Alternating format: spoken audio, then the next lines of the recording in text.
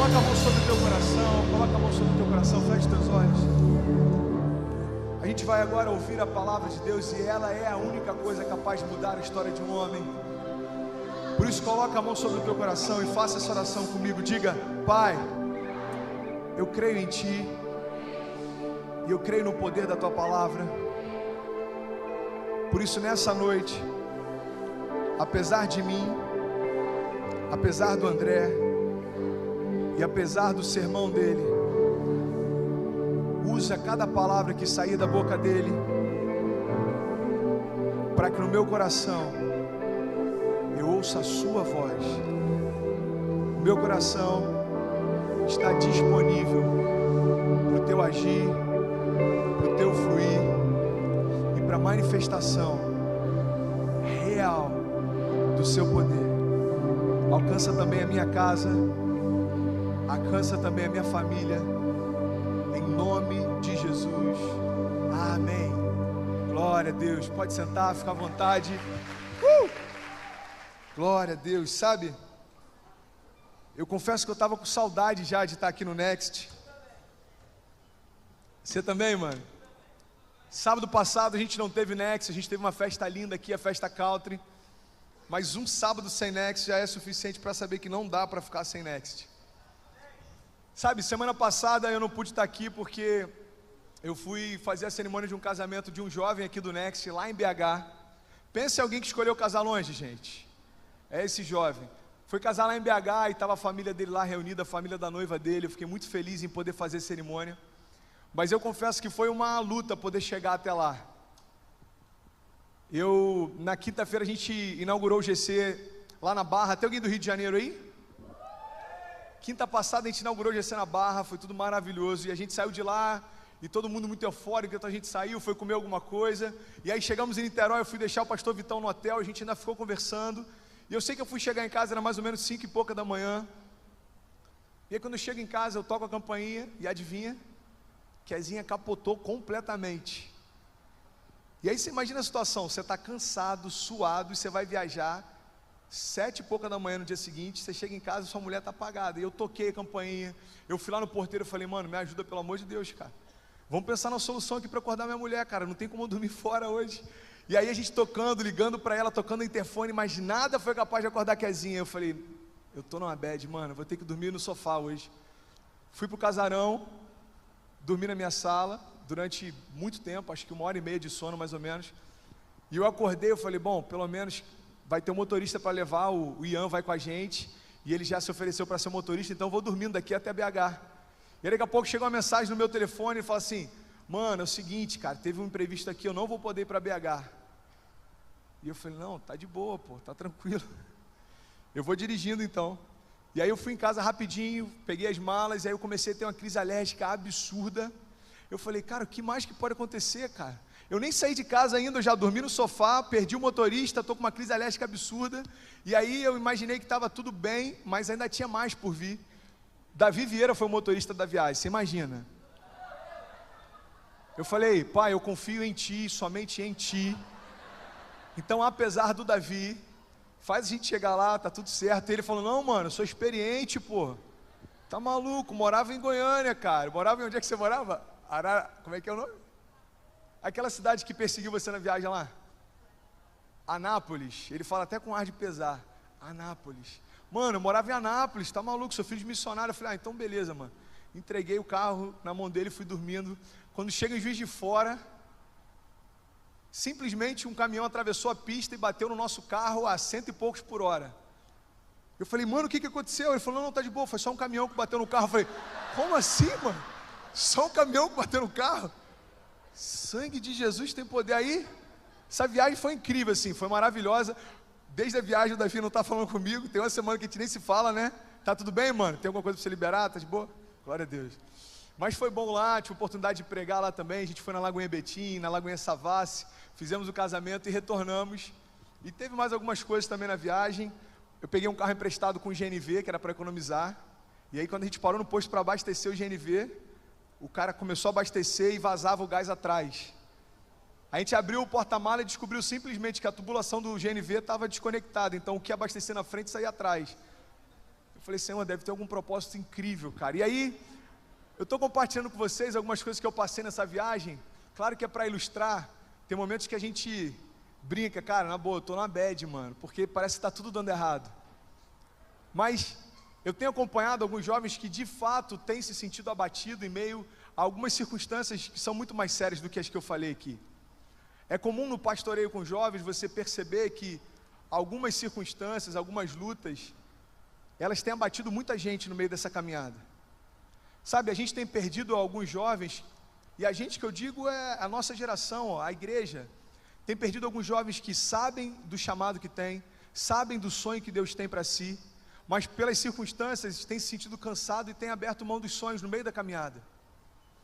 Eu estava meditando um pouco sobre alguns motivos pelos quais a gente acaba se desanimando no meio do percurso. E o primeiro deles se chama distração. Fala para mim assim, distração. Eu não sei você, mas eu já tive momentos em que eu enfrentei muitas lutas porque eu estava distraído demais para perceber o que estava acontecendo. Sabe, eu vi essa semana um pastor comentando sobre, olha só que interessante, ele é um pastor que viaja muito para pregar fora, e ele estava comentando que ele fica 2 ou 3 dias fora, e sempre que ele chegava em casa, ele tem um casal de filhos, e o casal de filhos ficava atrás da porta esperando ele chegar. E aí quando ele chegava em casa, ele já ia preparado, porque sabia que ia ter uma festa para ele. Ele chegava, eles ouviam o barulho do carro chegando, ele abria a porta, e os 2 filhos faziam uma festa, abraçavam ele, queriam sentir o cheiro dele, ouvir o que aconteceu nesses dias. E aí esse pai, numa dessas viagens, falou, cara, quer saber? Eu vou comprar um videogame para o meu filho, porque ele nunca me pediu, mas eu tenho certeza que ele vai gostar. E ele chegou numa loja lá, falou, eu quero o videogame mais caro que tiver, o mais moderno que tiver. Ele comprou o videogame, colocou na bolsa e deu para o filho dele. E ele começou a perceber que, depois disso, quando ele chegava em casa, a filha dele continuava esperando atrás da porta, mas o filho passava a não esperar mais. E aí ele chegava em casa e estava lá a filha, ela falava, filha, cadê seu irmão? Ah, pai, está lá em cima jogando videogame. Filhão, papai chegou, desce aí. Tá bom, pai, eu já vou, daqui a pouco, deixa eu só terminar de fase. E aí, Deus compartilhou algo no coração daquele pai. Ele entendeu o seguinte, sabe? O maior prazer de um pai é dar presente para os seus filhos, mas não tem nada que entristeça mais um pai do que perceber que o presente que deu fez com que ele não celebre mais a presença de quem deu. Tem muito jovem cansado na caminhada porque está distraído com as bênçãos que tem recebido. Você sabia que tem pessoas que não estão sabendo lidar com as bênçãos que recebem? Infelizmente, eu perdi o número dos jovens que já vieram me procurar, falando que estavam mal, que estavam numa bad, que estavam sem emprego, que estavam com crise no namoro. E depois que algumas coisas, eles experimentaram transformação, eles ficaram tão apaixonados pelos presentes que ganharam, que esqueceram de celebrar quem deu. Tem jovens que queriam fazer a faculdade e hoje a faculdade tomou o lugar que Deus tinha na vida dele. Tem jovens que tinham um sonho de poder ter um namoro e hoje o namoro toma um lugar que antes servir tinha na vida dele. Então, a distração é um dos motivos que faz com que a gente se perca. A gente valoriza demais o presente, a gente esquece quem deu. Então diga comigo assim, às vezes estamos distraídos demais com o que ganhamos, para celebrar a presença de quem nos deu. Sabe, as distrações, elas tiram o nosso foco do que realmente é importante. A distração faz com que a gente pense que está tudo certo, quando na verdade a gente está indo por um caminho completamente errado. Segundo ponto que eu quero compartilhar com vocês estão comigo? Amém? É quando o caminho se torna mais importante do que o destino. Graças a Deus a gente não tem experimentado e não vai experimentar isso na nossa igreja, porque essa igreja é uma igreja que celebra graça e redenção. Sinceramente, você em poucos lugares você percebe uma igreja que seja tão feliz no momento do apelo como a nossa, porque a gente sabe que nos céus o que tem de mais importante é a reconciliação do pai com os filhos, a gente celebra isso. Mas se a gente tirar o olhar para isso, se a gente parar de celebrar esse alcance do perdido, a gente começa a valorizar mais a nossa caminhada do que o nosso destino. A gente começa a se preocupar mais com o que a gente está fazendo do que com o chamado que a gente tem. A gente começa a se preocupar mais com o nosso trabalho do que com o propósito que Deus tem para a gente. E eu estou vendo muitos jovens cansados, sobrecarregados, porque na verdade não estão focando no destino que está proposto, mas estão se preocupando no caminho que tem percorrido. Ei, preste atenção, o caminho, Deus vai torná-lo maravilhoso, suave e agradável, mas ele nunca vai ser melhor do que o destino. A gente precisa entender que o caminho só tem sentido porque ele leva a algum lugar. E de que adianta correr demais se a gente está indo para o lugar errado?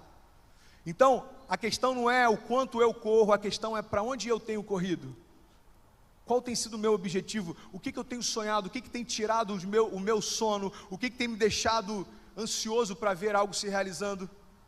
Se a gente parar para analisar, às vezes 70% daquilo que a gente tem se empenhado está só ligado ao nosso caminho. Eu estou preocupado demais em estabelecer bases de segurança, eu estou preocupado demais em poder estar seguro naquilo que eu tenho como trabalho, faculdade, emprego. Eu não sei se eu comentei aqui com vocês, eu comentei lá em Betim sobre algo que o esposo da Fabiola Mello falou comigo, que eu fiquei impactado demais.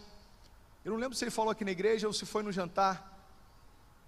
Conversando com ele, eu falei, mano, e aí, como é que começou, cara? Hoje a Fabiola tem 700 mil seguidores no YouTube, ela tem, 500 mil seguidores no Instagram.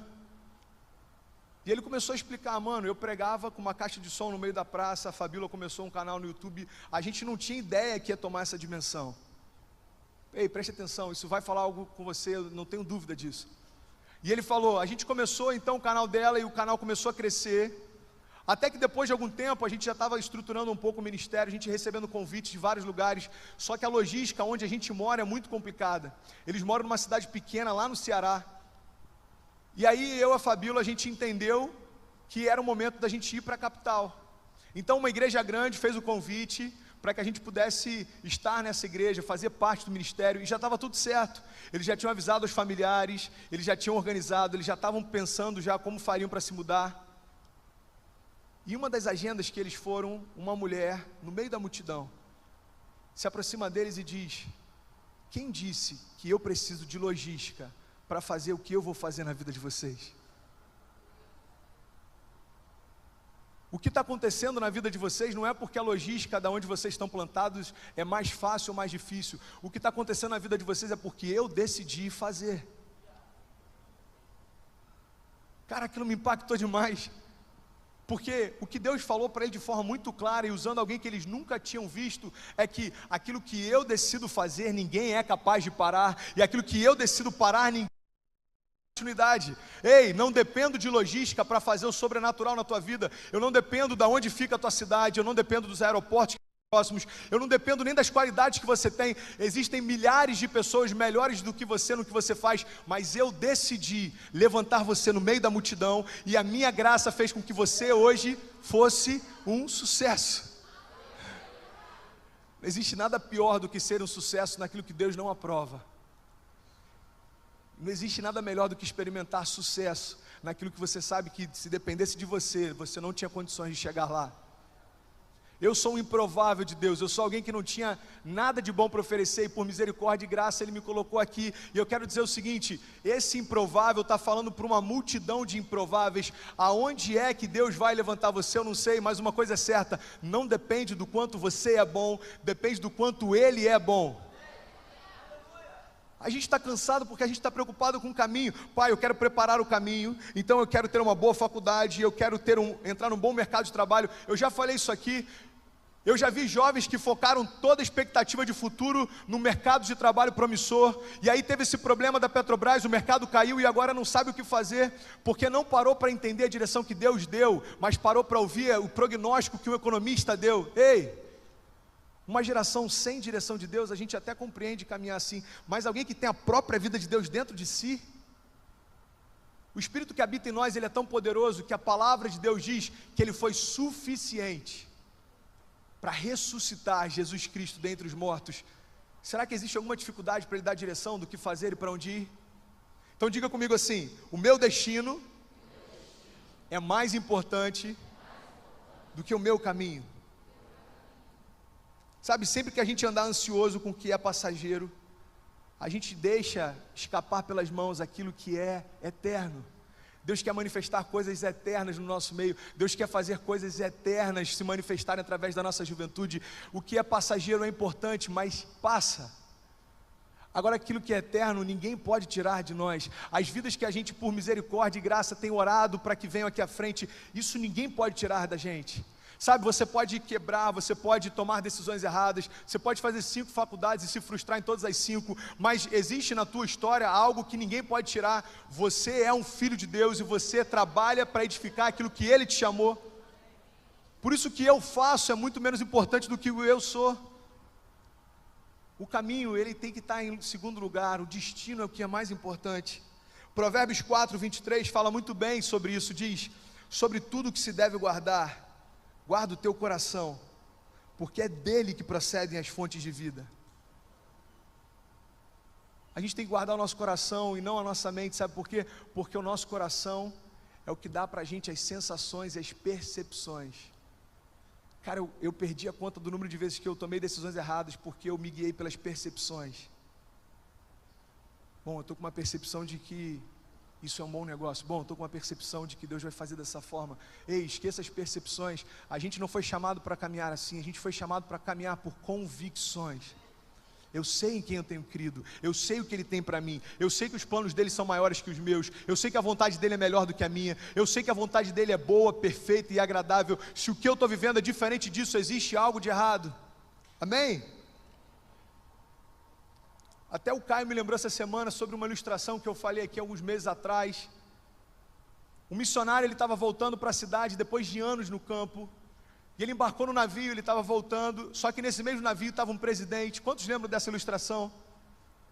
Nesse mesmo navio estava um presidente, e aí quando eles chegaram no porto, tinha uma comitiva para receber o presidente, e aí tinha muita festa, tinha banda, tinha muita gente feliz, música alta, e aquele missionário há anos no campo, sofrendo, passando humilhação, necessidade, fome. Quando ele chega não tinha ninguém para recebê-lo, não tinha ninguém da igreja, não tinha ninguém da família,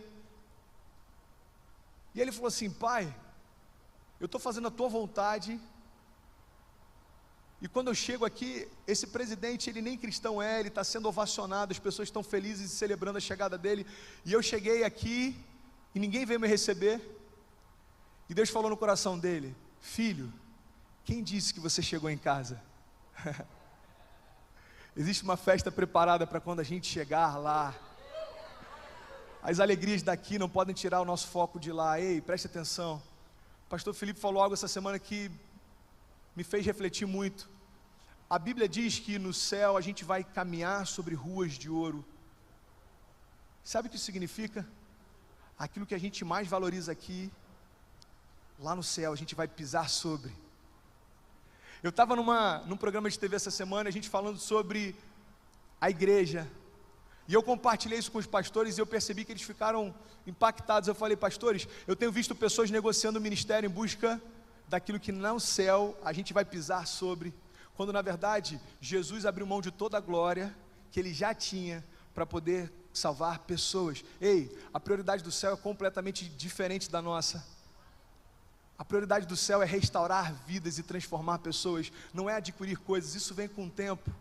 Então, eu quero, para a gente partir para a palavra, eu quero compartilhar com vocês a terceira coisa que me deixou muito impressionado. Tem muita gente abatida porque perdeu a esperança na igreja.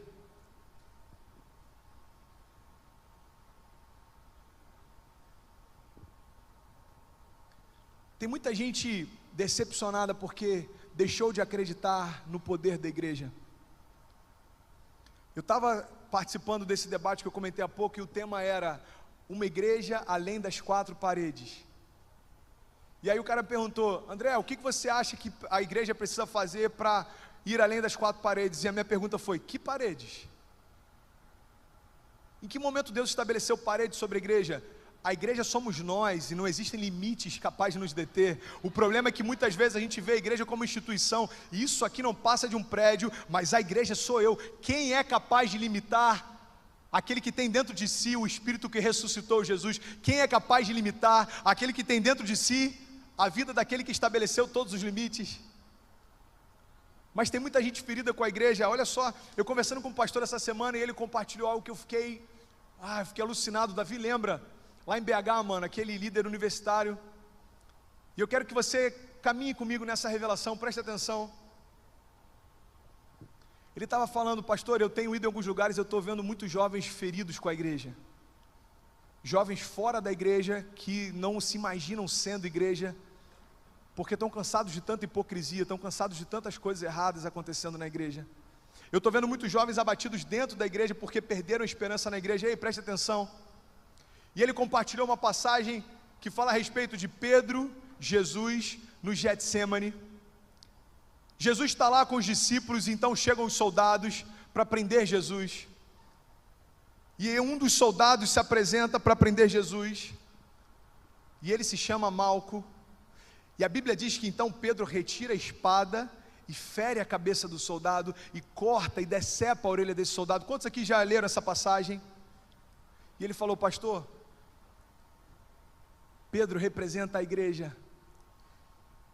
O próprio Jesus disse: Pedro, tu és pedra, e sobre essa pedra, sobre esse fundamento, eu edificarei a minha igreja. E ele fez uma analogia: sabe, pastor, Pedro representa a igreja, e a espada que ele porta representa a palavra. Só que a gente lê a respeito de Malco, e a gente acha que Malco era um soldado qualquer. Presta atenção, Malco ele era um general, Malco ele era um cônsul. Para o nome dele ter sido citado na Bíblia, significa que ele era relevante demais naquela época. Ou seja, Malco representa a sociedade.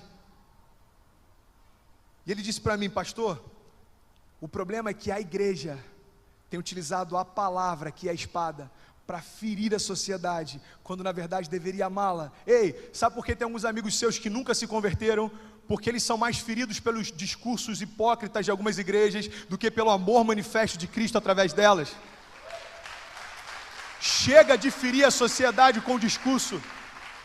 Jesus não chamou a gente para isso. Jesus chamou para que nós fôssemos a manifestação real do seu amor. Ei, sabe por que você aqui encontrou um lugar de novo começo? Porque aqui você percebeu amor ao invés de hipocrisia e discurso. A gente não está preocupado com o que você veste, a gente não está preocupado com o que você curte, a gente está preocupado com como você está. Davi, como é que você está? Como é que está a tua vida? Como é que está a tua história? Isso para mim é importante. Agora, se você veste uma calça rasgada ou não, se você curte um estilo ou não, isso não é nem um pouco relevante. Agora, nessa mesma passagem em que a igreja fere a sociedade através daquilo que deveria trazer cura, olha só que interessante. A igreja feriu o único canal capaz de entrar a palavra. A igreja feriu o único lugar capaz de fazer com que a mensagem de Jesus entrasse. Mas logo depois a Bíblia diz que Jesus foi até aquele soldado, tocou nele, e ele foi curado. Sabe o que isso me ensina? Alguém ferido pela igreja só pode ser curado pelo próprio toque de Jesus. Existem pessoas aqui que querem ser manifestação desse amor e tocar pessoas feridas. Ei, preste atenção, eu não sei quantos amigos feridos com a igreja você tem, mas eu quero te dizer que você é a igreja, e você tem poder para tocá-los e trazê-los de volta para o Pai. Eu sou igreja, e aonde eu for, eu creio que existe em mim autoridade para trazer de novo para perto pessoas feridas com a igreja. Esse é o desafio da nossa geração: abrir mão da hipocrisia do que se imaginou ser igreja, para tomar posse da autoridade do que é ser igreja. Cara, eu fiquei meditando sobre isso e achei maravilhoso. Presta atenção, Pedro fere aquele soldado. Só que você vai lendo um pouco depois, Jesus ele é crucificado e ele é morto, e ele ressuscita. Em Atos capítulo 3, esse mesmo Pedro que antes feria, agora ele está passando próximo ao templo, e na porta formosa tem um homem coxo que há anos pedia esmola. E a igreja que antes feria, agora chega para ele e diz: olha, eu não tenho prata nem ouro, mas o que eu tenho eu te dou, levanta e anda. Você sabe qual a diferença entre o Pedro antes no Getsêmani e o Pedro depois na porta formosa? É porque havia dentro dele o poder do Espírito Santo de Deus. A nossa geração é chamada para isso. Ei, você crê que tem alguns amigos seus que estão na bad? Eu creio que a maior parte deles, estão lotando as baladas, mas só eles sabem como é que chegam à noite em casa. Eu vivi isso. Eu sei o que é você ficar super feliz quando está com os amigos e se sentir vazio quando chega em casa. Eu sei o que é você ter uma vida que para todo mundo parece que está excelente, mas só você sabe o quanto que é medíocre. Como é que essas pessoas vão ser alcançadas? Quando receberem um toque de Jesus através de você. Aleluia. E eu quero finalizar falando sobre uma passagem. Vocês estão comigo? Eu tenho mais 5 minutos, amém? Eu quero falar sobre uma passagem que é muito conhecida. Abra comigo a sua Bíblia em Mateus 14, 22. Eu quero falar sobre uma tempestade que mudou a história de alguns homens.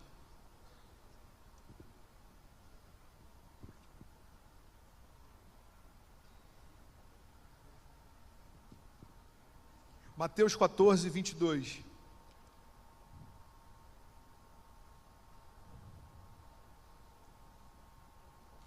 Todos acharam?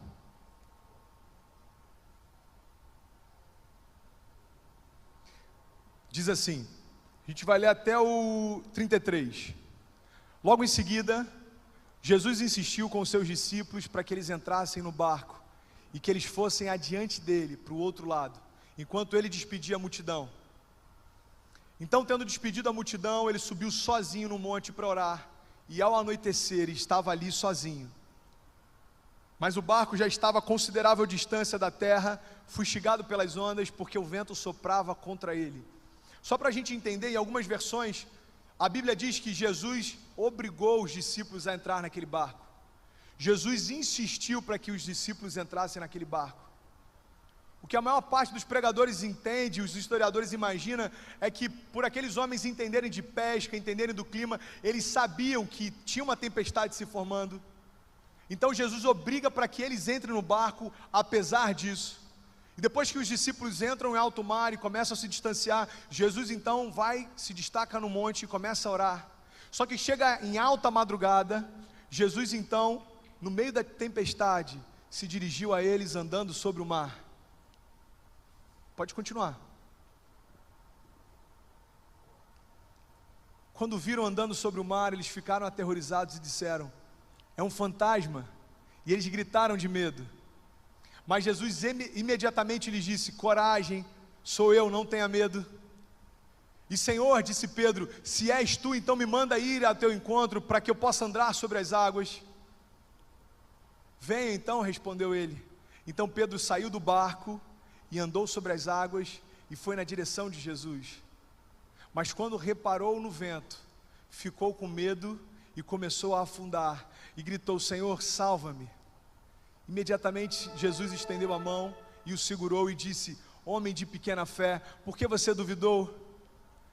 Quando entraram no barco, o vento cessou. Então os que estavam no barco adoraram, dizendo: verdadeiramente tu és o Filho de Deus. Sabe o que eu acho interessante? Eu quero pedir a tua atenção em nome de Jesus. É que em meio às tempestades, isso tem a ver com as dificuldades que a gente enfrenta. Em meio às tempestades, ter Jesus próximo não significa muita coisa. A única coisa capaz de trazer para você segurança em meio à tempestade é crer em Jesus. E eu vou te dar um exemplo claro disso. Jesus se aproxima do barco e os discípulos estão dentro do barco. Jesus estava próximo deles, mas nada ainda havia mudado. A gente precisa entender que pelo fato de Deus estar em todos os lugares, não significa que Ele se manifesta em todos os lugares. Jesus estava próximo deles, mas foi a partir do momento que eles começaram a crer em Jesus, que o sobrenatural se manifestou.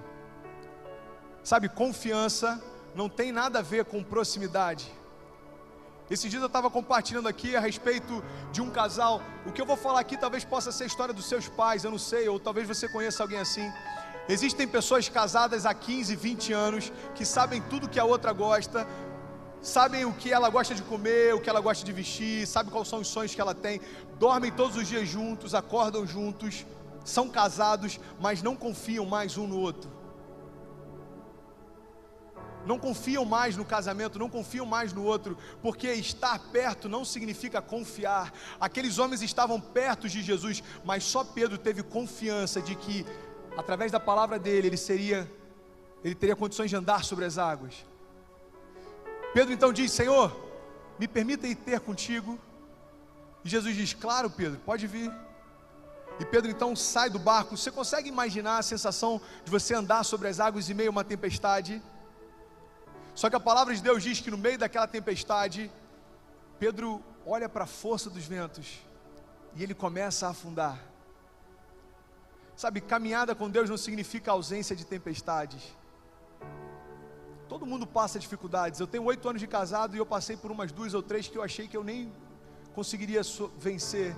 Eu passei por dificuldades ao longo da minha conversão, que eu sinceramente fiquei em dúvida sobre o que aconteceria, mas eu vim aqui nessa noite dizer que em todas elas eu venci, quando eu parei de olhar para os ventos fortes e passei a olhar para quem me chamava.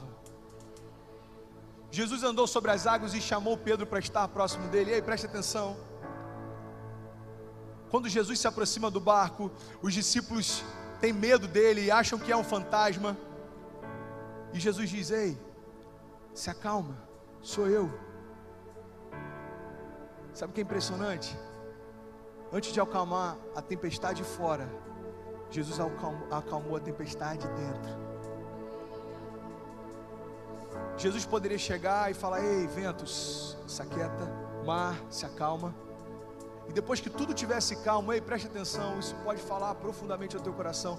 Depois que tudo tivesse calmo, Jesus poderia se apresentar a eles e aí então acalmar o coração deles. Mas sabe por que Jesus não fez assim? Porque se primeiro Jesus acalmasse a tempestade, para depois acalmar o coração deles, a segurança deles não estava na pessoa de Jesus, mas a segurança deles estava porque a tempestade havia cessado. O desafio da fé não é crer que está tudo bem quando Jesus entra na história e muda a circunstância. O desafio da fé é crer que está tudo bem quando as circunstâncias continuam, mas Jesus se apresenta e fala: ei, acalma o teu coração, eu cheguei. Ei, acalma o teu coração, vem até a mim. Mas Deus, as circunstâncias estão difíceis, você não sabe o que eu estou enfrentando em casa, você não sabe como é que está o casamento dos meus pais, você não sabe quantas vezes eu pensei em tirar a minha vida. Ei, preste atenção, olha para mim, esquece a força dos ventos, olha para mim, vem na minha direção. Jesus, ele primeiro acalma o nosso coração, para que a gente tenha a nossa confiança nele. Depois que nós confiamos nele, todas as outras coisas acontecem. Sabe outra coisa que eu achei interessante? Pedro vai até ele, e a Bíblia diz que então Pedro começa a olhar para a força dos ventos, e Pedro começa a ter medo.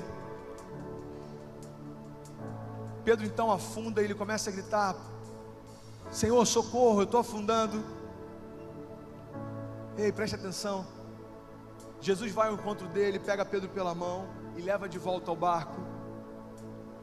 Você acredita de verdade que Pedro e Jesus voltaram nadando para o barco? Alguém que acredita que Pedro e Jesus voltaram andando para o barco? Pedro e Jesus não voltaram nadando para o barco, porque em meio às circunstâncias, Jesus coloca a gente no mesmo patamar que Ele está, e caminha junto com a gente de volta. A gente às vezes tem uma percepção e acha que Jesus vai pegar a gente e vai levar de alguma forma para um lugar seguro. Não, preste atenção. A primeira coisa que Jesus faz é restaurar a nossa identidade. Ei, preste atenção, Pedro, se acalma. O poder que está em mim habita dentro de você. A autoridade que eu tenho sobre os ventos e a tempestade também há sobre você. Eu não quero apenas que você volte ao barco, eu quero que você caminhe sobre as águas novamente. Ei, se coloca de pé, esquece a força dos ventos e apenas crê que eu estou aqui ao teu lado. Eu consigo imaginar Pedro voltando então a ficar de pé e ele caminhando junto com Jesus. Ei, Pedro, preste atenção, esquece a tempestade, sou eu que estou aqui. Jesus não vai simplesmente mudar a tua história, mas Jesus vai fazer com que você ande sobre as circunstâncias da tua história. Às vezes a gente quer que Jesus mude a nossa história, fazendo com que as dificuldades não existam mais. Existe um pastor chamado David Yong-Chu, e um dos livros dele é Senhor, aumenta a minha resistência. E ele diz que os ocidentais normalmente pedem para que Deus possa diminuir as provações e a pressão. Os orientais dizem apenas: Senhor, me faz resistir ainda mais. Fé não significa ausência de tempestades. Fé significa autoridade no nome de Jesus para andar sobre todas elas. Você tem autoridade no nome de Jesus para andar sobre toda e qualquer circunstância. Ei, se existe depressão batendo a tua porta, existe autoridade no nome de Jesus para vencer ela. Se existe dúvida, incerteza, medo, se existem pessoas ao teu redor tentando te oprimir, existe autoridade no nome de Jesus para você andar sobre tudo isso. Porque nós cremos nele, ele acalma tudo ao nosso redor. Porque nós cremos nele, tudo ao seu redor se acalma.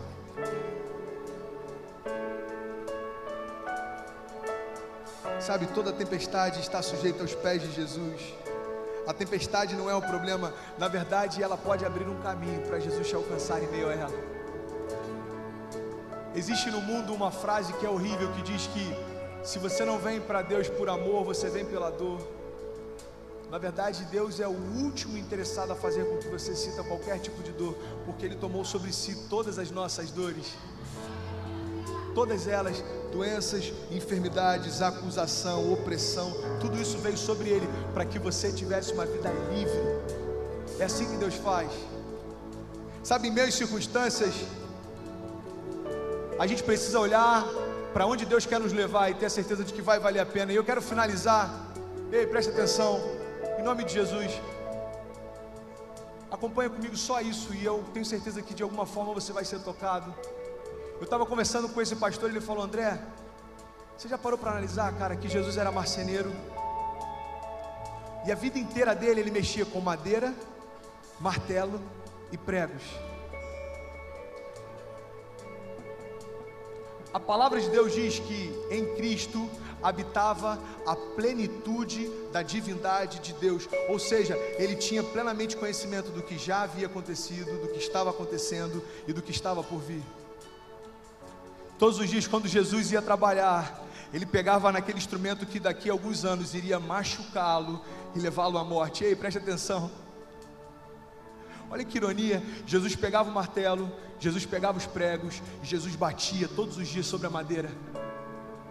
Aquilo que seria o castigo para ele, nos trouxe a paz. Ei, preste atenção. Todos os dias, até que ele desse o início do seu ministério, Jesus trabalhava diretamente com as mesmas substâncias que daqui a alguns anos trariam para ele morte. Sabe por que Jesus não se abalava? Ele olhava para a madeira, ele olhava para o prego, e ele olhava para o martelo, e ele sabia que ele seria feito maldito no madeiro, mas ele não se abalava, porque ele não via as circunstâncias ao redor, mas ele sabia para onde ele estava indo. Talvez se ele fosse um homem comum, ele diria: Pai, eu não consigo mexer com isso, porque eu sei que é nessa madeira que eu vou ser morto, eu sei que é por esses pregos que a minha carne vai ser transpassada. Mas dentro dele ele sabia: ei, depois da tempestade eu vou ressuscitar, e todo aquele que em mim crê terá acesso à vida eterna, e eu vencerei a morte, as doenças e as enfermidades. Sabe o que eu quero te convidar nessa noite? É olhar além daquilo que você tem passado e saber que no final dessa tempestade existe um projeto de Deus para você. Você tem passado dificuldades, talvez você nessas dificuldades vai ter autoridade para ministrar cura sobre outras pessoas. Você tem passado desafios, esses desafios você vai trazer como as marcas do Evangelho que você crê. E quando alguém falar para você que não vai conseguir, você vai poder falar: ei, você consegue, porque eu também venci. Por isso eu quero nessa noite declarar em nome de Jesus. Se existem alguns jovens aqui enfrentando um problema de depressão, ei, Jesus venceu a maior das tempestades, e essa tempestade foi naquela cruz. Se existem alguns jovens aqui enfrentando problemas com pensamentos suicidas, se existem alguns jovens aqui enfrentando dúvida, se existem alguns jovens aqui em crise porque têm se entregado no namoro, achando que isso vai manter o namoro, mas tem ferido a santidade de Deus. Se você chega em casa e se sente sujo pelo tipo de relacionamento que você tem tido, se você não fala com teu pai há muito tempo porque talvez ele não te trate tão bem quanto você esperava, ei, preste atenção. Eu quero te convidar a andar sobre toda e qualquer tempestade, porque lá no final existe um projeto lindo de Deus através de você. Eu quero te convidar em nome de Jesus a ficar de pé, para que a gente possa celebrar a vida de Deus. Ei, Jesus venceu a morte, as doenças e as enfermidades. E o que Ele me diz, o que Ele diz para você é: ei, geração do avivamento, tem de bom ânimo, porque eu venci a morte. Tem de bom ânimo.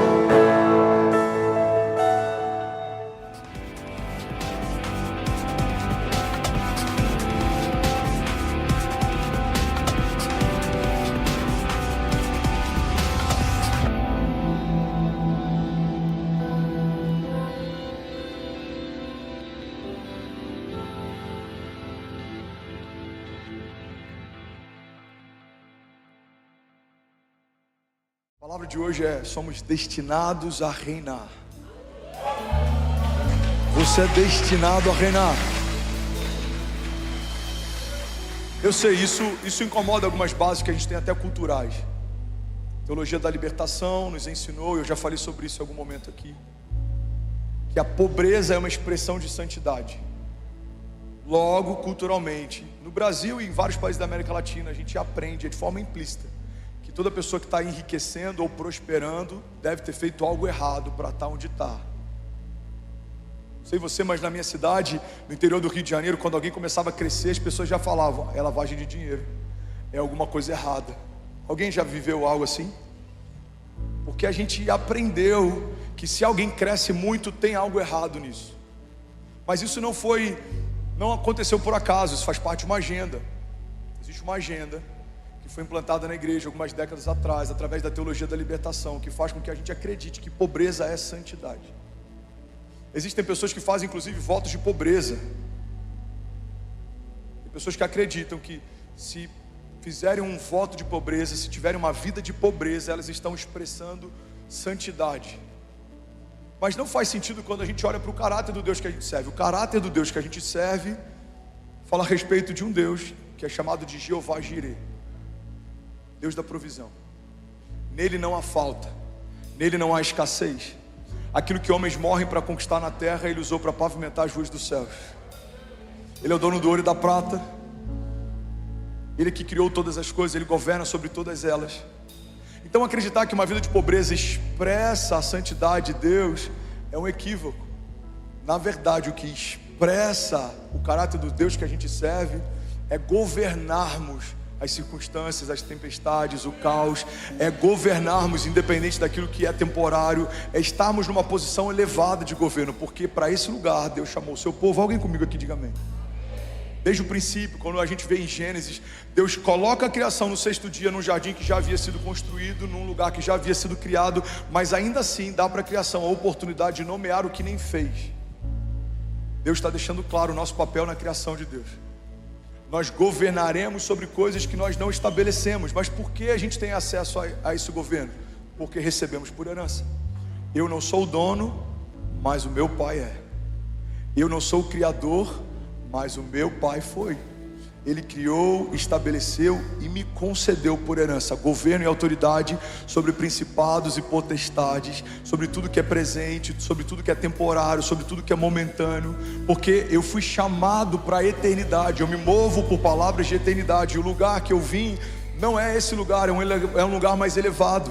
A palavra de Deus diz lá em uma das epístolas que aquilo que a gente enfrenta como tribulação, desafio, isso é leve e momentâneo, mas está gerando em nós uma glória eterna que pesa mais do que todas essas coisas. A agenda da igreja não é uma agenda terrena, a agenda da igreja não é uma agenda momentânea, a agenda da igreja não é uma agenda que se limita a algumas décadas. A agenda da igreja é uma agenda que foi estabelecida desde a eternidade passada e ela permanece para sempre. Alguém comigo aqui, diga amém. Então eu vim aqui te lembrar, irmão, que você não foi chamado para pagar boleto.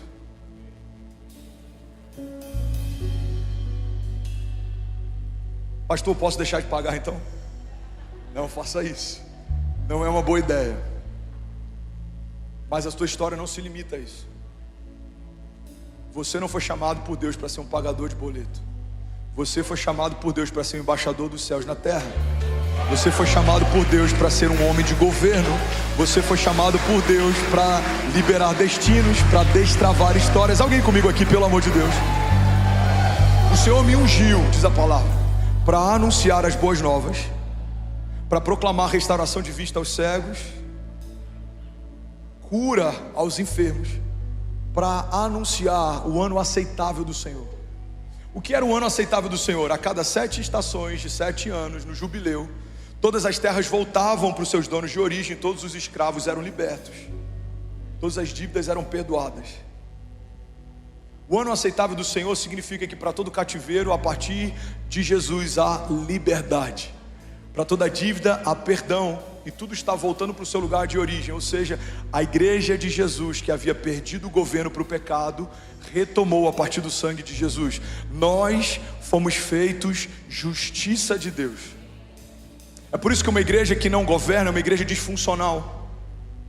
Um crente que não governa é um crente disfuncional. Você não foi chamado para pedir favor, você foi chamado para favorecer pessoas. A Bíblia diz: não pedirão emprestado, mas emprestarão às nações. Pastor, como que a gente vai emprestar as nações? Moçambique está assistindo o culto e ninguém está pagando nada para ouvir a palavra que a gente tem financiado de alguma forma.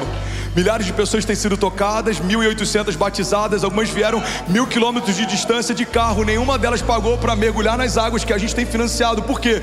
Porque há uma agência dos céus estabelecendo uma onda de avivamento em Alphaville, que não está pedindo favor, está emprestando a nações. Alguém comigo aqui, pelo amor de Deus? Seu pastor hoje à tarde estava aconselhando uma pessoa que está entre as 5 celebridades mais influentes da nossa geração, sobre um projeto futuro que ele vai fazer. Eu não vou dar nem pistas, porque não é para esse lugar que Deus me chamou, e é por isso que eu tenho tido acesso ao coração de príncipes. Guarda isso aqui, irmão. Alguém extraordinário está buscando conselho num homem de Deus antes de se mover. O que é isso? Isso é o papel da igreja. Onde buscarão conselhos? Os conselheiros de Deus. Onde buscarão ajuda? Na casa de Deus. Aonde buscarão favor? Daqueles que se enxergam como um poço de Deus. Você não vai mais ficar com uma caneca pedindo algo. Você se tornou uma fonte. As pessoas virão beber do que flui do teu interior. Você vai ter a palavra certa na hora certa. Alguém recebe isso aqui em nome de Jesus? Deus vai te dar estratégias, Deus vai te dar ideias, Deus vai te dar acessos, Deus vai te dar recursos, Deus vai te colocar em mesas, Deus vai te favorecer diante de príncipes, Deus vai soprar o teu nome em lugares que você não teria acesso. Você não vai precisar se promover, Deus vai promover você. Você não vai precisar se exaltar, Deus vai exaltar você. Aqueles que são humilhados por Deus serão exaltados. Aqueles que são fiéis no pouco, sobre o muito serão colocados. Deus tem prazer em abater os soberbos e em elevar os que são humildes, os que dependem do grande eu sou para tudo. Faremos como Davi fez. Pai, os meus olhos não se fecharão e as minhas pálpebras não descansarão até que a sua vontade seja feita. Alguém comigo aqui? Falaremos como o faraó falou para José: nenhuma mão se levantará e nenhum pé se moverá sem que haja uma palavra tua. Qual é o papel da igreja? Governamos com Jesus nas regiões celestiais.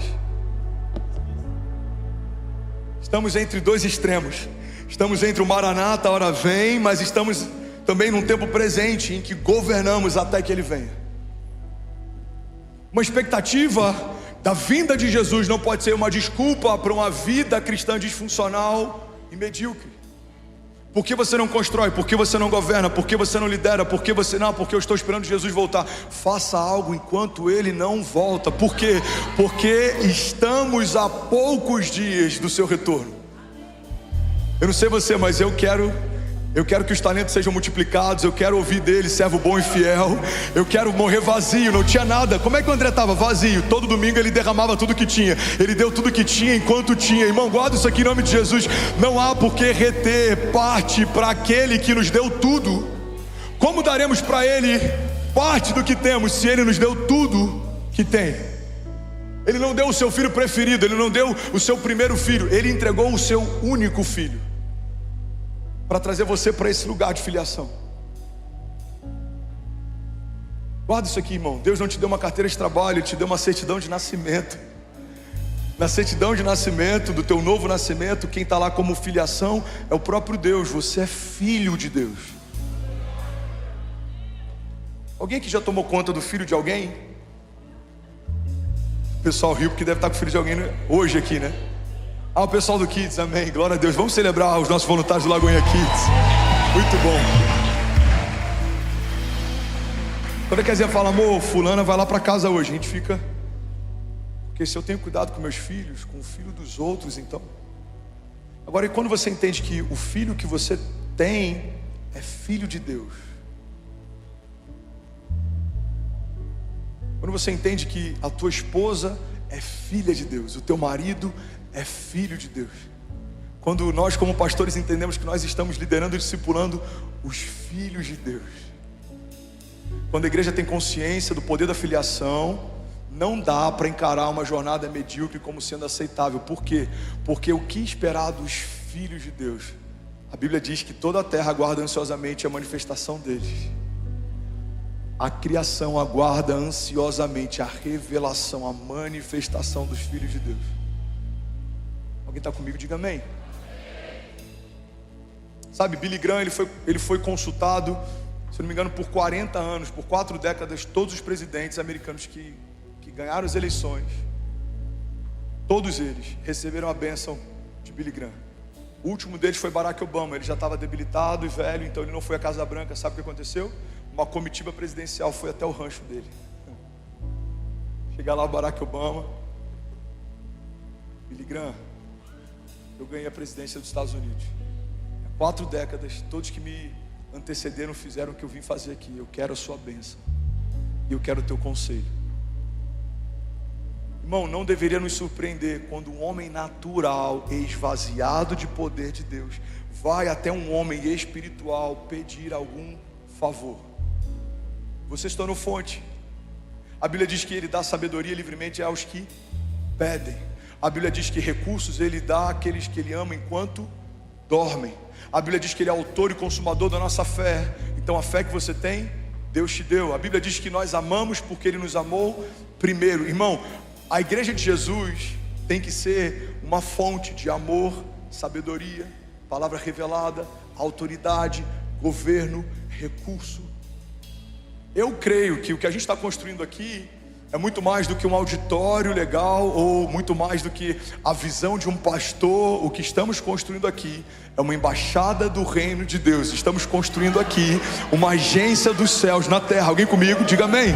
Tudo bom? Você acabou de assistir uma mensagem aqui do nosso canal. Eu tenho certeza que ela te edificou e que ela vai gerar algo novo em você. E a gente separou mais 2 vídeos. Eu quero deixar essas indicações aqui para você continuar queimando com Jesus. E eu quero muito te fazer um pedido também. Se essa mensagem te edificou, comenta aqui embaixo, segue o canal e me ajuda a compartilhar para que mais pessoas sejam tocadas também. Deus te abençoe. O que diz Marcos 15?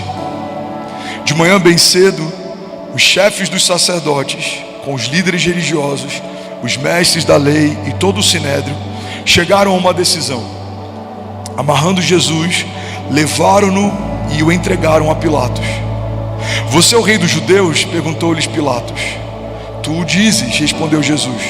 Os chefes dos sacerdotes o acusavam de muitas coisas. Então Pilatos lhe perguntou novamente: você não vai responder? Veja de quantas coisas acusam você. Jesus, porém, nada respondeu. De modo que Pilatos ficou impressionado, e por ocasião da festa era costume soltar um prisioneiro que o povo pedisse.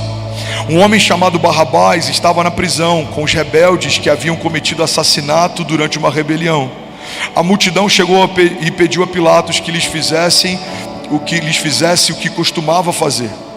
Vocês querem que eu solte o rei dos judeus? Perguntou Pilatos. Porque ele sabia que fora por inveja que os chefes dos sacerdotes lhe haviam entregado Jesus.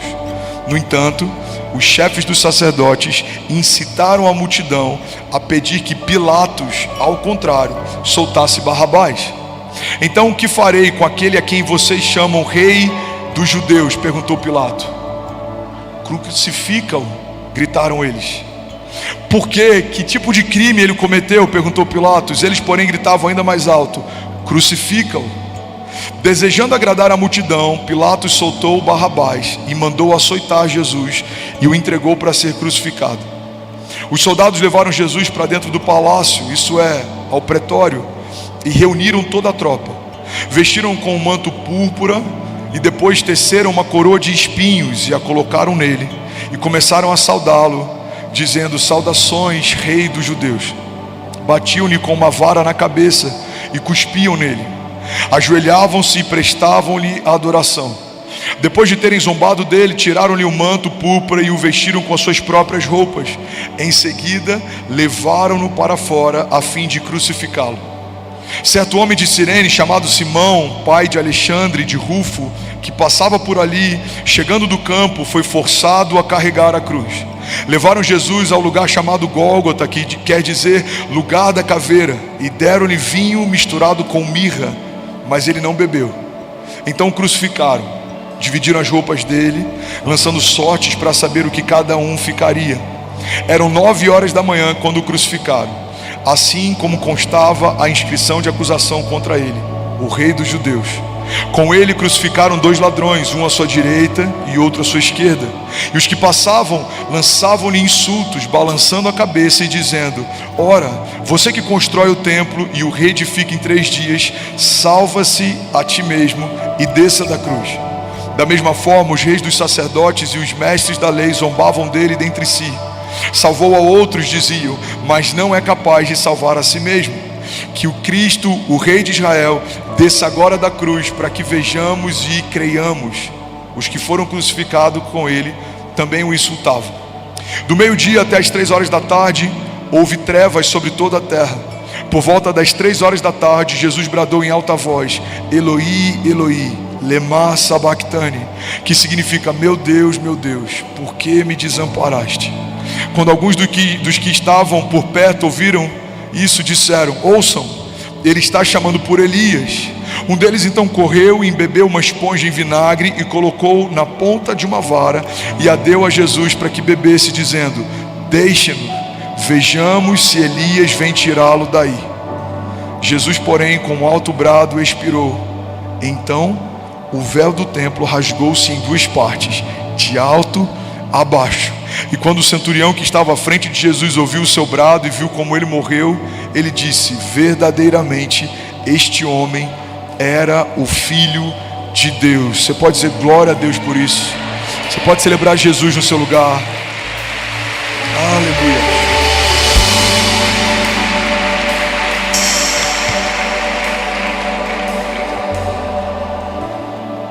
A gente tem 3 cenários aqui e eu quero falar sobre o primeiro deles. O primeiro é a sexta-feira da paixão. É o dia em que Jesus é crucificado. É o dia em que ele leva sobre si os meus pecados e os seus. É o dia em que ele recebe sobre si a minha sentença e a sua. O que acontece na crucificação nada mais é do que o milagre da substituição. O puro foi feito impuro, o abençoado foi feito maldito, o livre foi feito escravo. O Criador recebeu o pecado da sua criação. Eu preciso compartilhar isso quase que de forma didática, porque muitas vezes a gente acredita e ouve sobre a ressurreição e sobre a crucificação, mas não entende o porquê precisava ser feito da forma que foi. Quando Jesus ele está prestes a ser entregue, existe um momento na história que é muito simbólico. A Bíblia diz que Jesus ele é tomado de uma angústia mortal. Ele vive o que, segundo os médicos, é o maior nível de estresse que o corpo humano consegue suportar antes do sistema nervoso desligar. Jesus transpira sangue, tem sangue saindo dos seus poros. Jesus está no jardim, ele faz um pedido para o Pai. Ele fala: Pai, se possível for, afasta de mim esse cálice, todavia seja feita a sua vontade e não a minha. Jesus está diante de um cálice.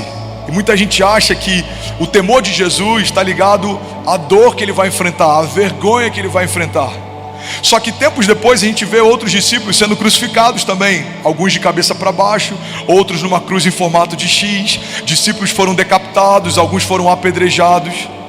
Então não dá para a gente acreditar que Jesus tem um temor maior do que os discípulos que foram mortos, inspirados por ele. Aquele cálice, irmão, não representava dor, aquele cálice representava separação. João diz que no princípio ele era o verbo estava com Deus, o verbo era Deus, e todas as coisas foram feitas por meio dele, e sem ele nada do que foi feito se fez.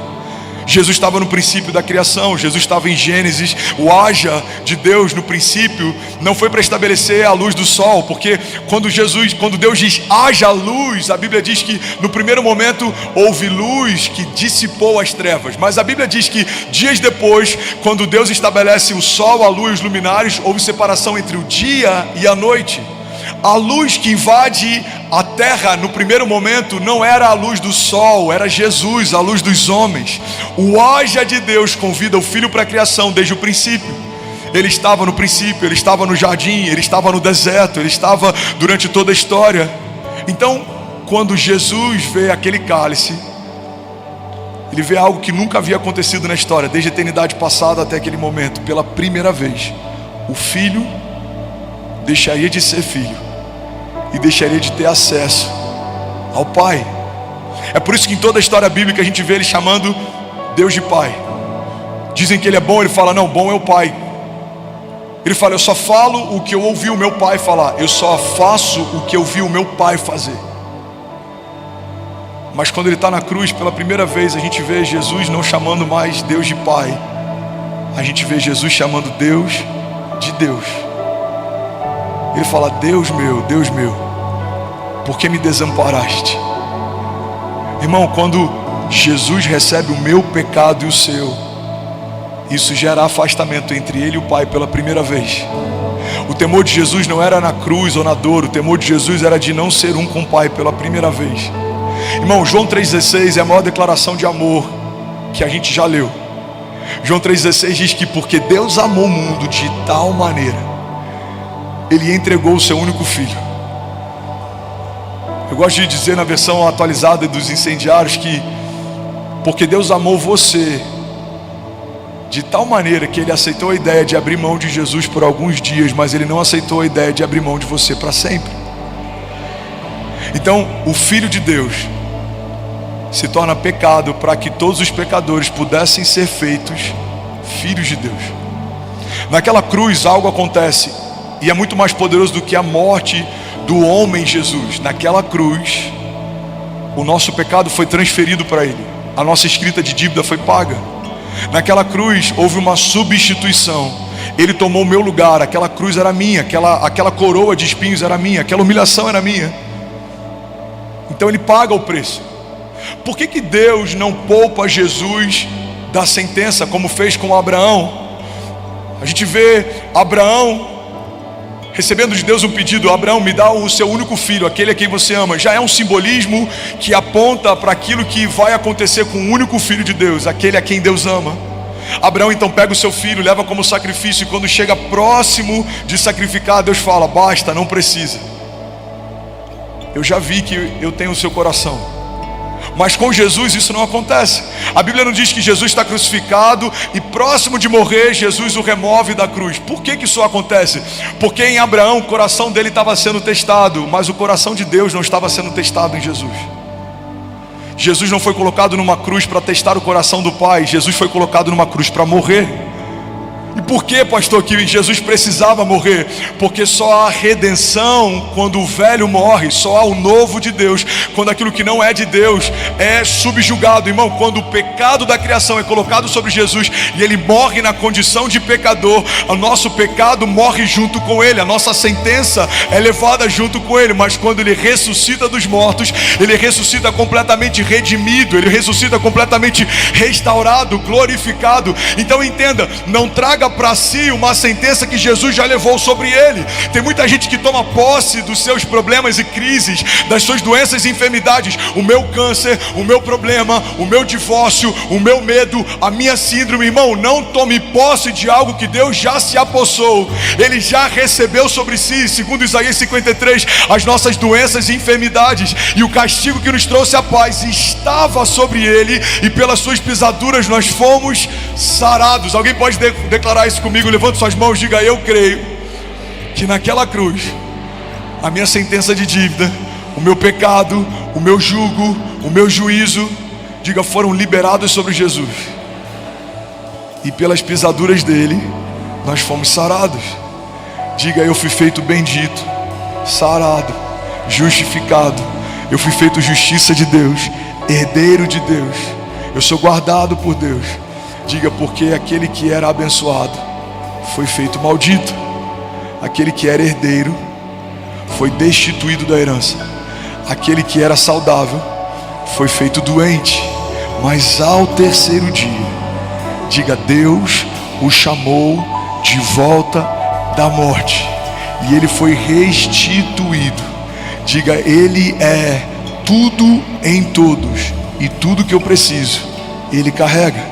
Diga: ele é o princípio e o fim, ele é o alfa e o ômega, ele é o leão da tribo de Judá, ele é o autor e consumador da nossa fé, ele é o primeiro dentre os mortos. Ele era o unigênito de Deus, mas se tornou primogênito, primeiro de muitos irmãos. Ele é aquele que me sustenta, Ele é quem me guarda, Ele é o nosso único intercessor. Ele é o caminho, a verdade e a vida, e ninguém vai ao Pai se não for através dele. Ele está assentado à direita do Pai, e Ele governa de geração em geração. Ele é perfeito, nele não há falta. Quando Ele chega em algum lugar, algo sobrenatural acontece. A glória dele está sobre toda a terra. Nós cremos que Ele ressuscitou dos mortos ao terceiro dia, e por isso nós cremos que ao mergulhar nas águas do batismo nós ressuscitaremos também. Fomos redimidos, encontrados, lavados, salvos, justificados. Não há condenação para aqueles que estão em Cristo Jesus. Fomos feitos santos, inculpáveis e livres de qualquer acusação. Por isso, irmão, quando o inferno tentar lembrar você quem você era, quando o inferno tentar trazer para a tua memória o teu passado, você vai falar: não lembra do meu passado, porque eu não estou mais lá. Não tente me encontrar no tempo passado, porque eu não estou mais lá. Deus está fazendo uma coisa nova. Se alguém crê nisso, você pode, pelo amor de Deus, dar um brado de liberdade no seu lugar. Aleluia, aleluia. Levante suas mãos, eu quero ler a palavra com você, eu quero declarar sobre você. Levante suas mãos. Colossenses 1:21 diz: antes vocês estavam separados de Deus, e nas suas mentes eram inimigos por causa do mau procedimento de vocês, mas agora Ele os reconciliou pelo corpo físico de Jesus mediante a morte, para apresentá-los diante dele santos, inculpáveis e livres de qualquer acusação. Alguém pode celebrar Jesus? Colossenses 2:13 diz: porque Ele nos perdoou todas as transgressões e cancelou a escrita de dívida que consistia em ordenanças que nos eram contrárias. Ele a removeu pregando-a na cruz, e tendo despojado poderes e autoridades, fez deles um espetáculo público, triunfando sobre eles na cruz do Calvário. Gálatas 3:13 diz: Cristo nos redimiu da maldição da lei, quando se tornou maldição no nosso lugar, pois está escrito: maldito é todo aquele que for pendurado sobre um madeiro. Romanos 5:8 diz: mas Deus prova o seu amor para conosco, em que Cristo morreu por nós, sendo nós ainda pecadores, mas logo muito mais agora, tendo sido justificados pelo seu sangue, seremos por ele salvos da ira de Deus. Colossenses 1:13 diz: o qual nos tirou das potestades das trevas e nos transportou para o reino do Filho do seu amor, em quem nós temos a redenção pelo seu sangue, a saber, a remissão de todos os nossos pecados. Efésios 2:8 diz: porque pela graça sois salvos mediante a fé, e isso não vem de vós, é dom de Deus, não vem das obras, para que ninguém se glorie diante dele. 1 Pedro 2:24, levante suas mãos, a palavra diz assim: levando ele mesmo no seu corpo os nossos pecados sobre o madeiro, para que mortos para os pecados pudéssemos viver para a justiça, e pelas pisaduras de Jesus nós fomos sarados. Alguém pode dar um brado de liberdade aqui nessa manhã? Tudo bom? Você acabou de assistir uma mensagem aqui do nosso canal. Eu tenho certeza que ela te edificou e que ela vai gerar algo novo em você. E a gente separou mais 2 vídeos. Eu quero deixar essas indicações aqui para você continuar queimando com Jesus. E eu quero muito te fazer um pedido também. Se essa mensagem te edificou, comenta aqui embaixo, segue o canal, me ajuda a compartilhar para que mais pessoas sejam tocadas também. Deus te abençoe.